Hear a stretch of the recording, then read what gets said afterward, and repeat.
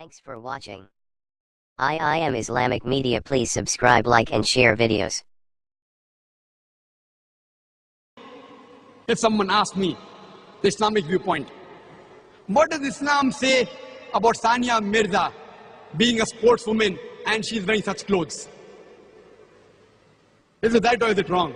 My reply would be, before I speak about Sania Mirza, I would like to tell you that there are Muslim gents who play cricket in Indian teams and the other teams.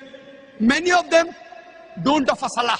Sahih Muslim says in the book of Salah that the difference between Iman and Kufr is Salah. Salah is the most important pillar after Tawheed.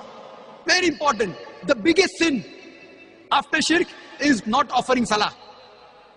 So according to me, the Muslim gent sportsmen who play cricket and don't offer Salah are bigger sinner than Sania Mirza. At least Sania Mirza offers Salah.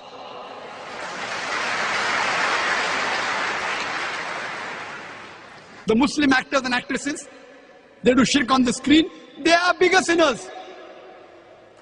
I am not trying to defend Sania Mirza.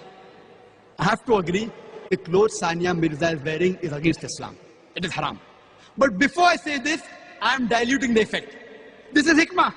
I am diluting. The moment I say Christianity is against it, the effect gets diluted. Hinduism is against it, the effect is diluted. Judaism is against it, the effect is diluted. I am speaking about swimming. I am speaking about cricket.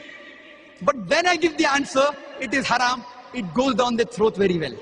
Otherwise, they cannot digest it.